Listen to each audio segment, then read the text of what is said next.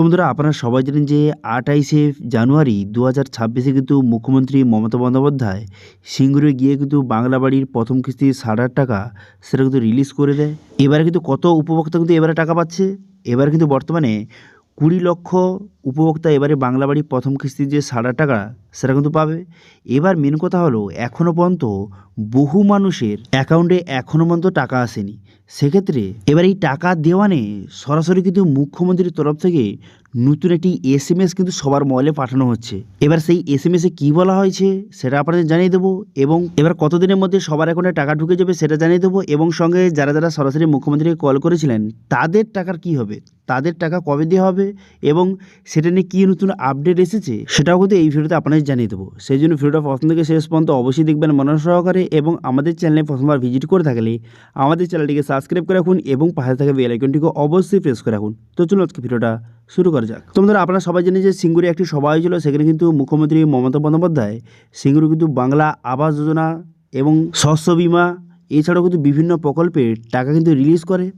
এবার মেন কথা হলো সেখানে কিন্তু ২০,০০,০০০ উপভোক্তার এবার কিন্তু বাংলা বাড়ির প্রথম কিস্তির ৬০,০০০ টাকাটা পেয়েছে, কিন্তু এখনো মতো বহু মানুষের অ্যাকাউন্টে এখনো মতো টাকা আসেনি। এবার এটা নিয়ে কি নতুন এসএমএস কিন্তু সবার মোবাইলে পাঠাচ্ছে বর্তমানে গভর্নমেন্টের তরফ থেকে, সেটা প্রথমে আপনাদের দেখে দিই। দেখতে পাচ্ছেন এরকম একটি এসএমএস কিন্তু সবার মোবাইলে বর্তমানে কিন্তু আসছে। এবার এখানে কি বলে যে প্রিয় সাথী বাংলা বাড়ির প্রকল্পের পশ্চিমবঙ্গে প্রাপ্য টাকা ৪ বছরের বেশি সময় ধরে কেন্দ্র সরকার আটকে রেখেছে, সেই কারণে এদের কাছে মাথা নত না করে পশ্চিমবঙ্গ সরকার নিজস্ব তহবিল থেকে এই বাংলা বাড়ির গ্রামীণ প্রকল্পের আপনাদের গৃহ নির্মাণের অর্থ হিসাবে ১,২০,০০০ টাকা অনুমোদন করেছে। আজ থেকে ৭ দিনের মধ্যে প্রথম কিস্তির ৬০,০০০ টাকা সবার অ্যাকাউন্টে পাবেন। মমতা ব্যানার্জি মুখ্যমন্ত্রী পশ্চিমবঙ্গ সরকার, এরকম এসএমএস কিন্তু সবার মোবাইলে পাঠানো কিন্তু হচ্ছে। এর মানে যে ২৮ তারিখে টাকা ছেড়েছে, মানে যে ২৮ তারিখে যাদের টাকা ঢুকবে তাদের ঢুকবে, আর কারো ঢুকবে না, এরকম কিন্তু নয়।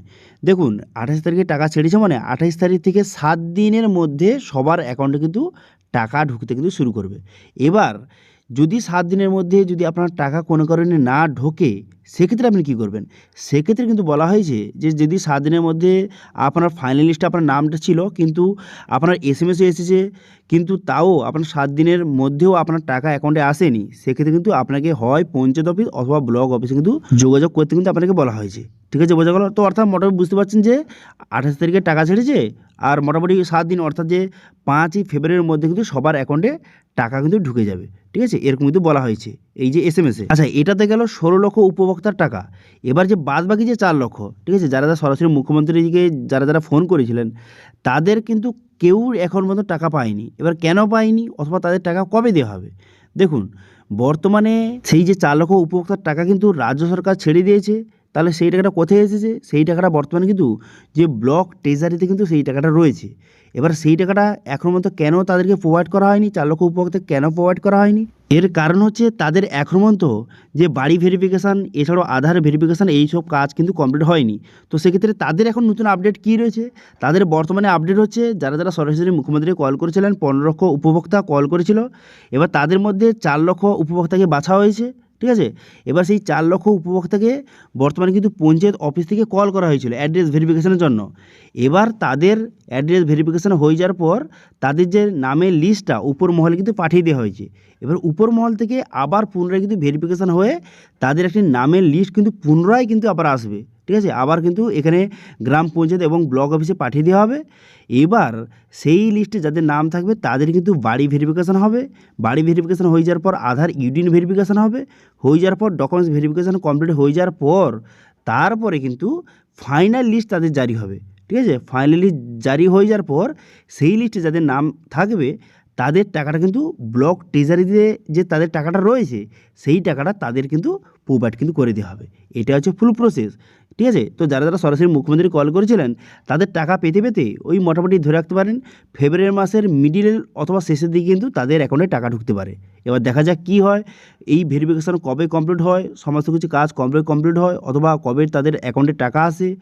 এই রকম নিত্য নতুন আপডেট কিন্তু আপনাদের প্রোভাইড করে দেবো, ঠিক আছে। কবে কী হবে সমস্ত আপডেট কিন্তু যখন আপডেট আসবে অবশ্যই আপনার সঙ্গে শেয়ার করে দেবো, ঠিক আছে।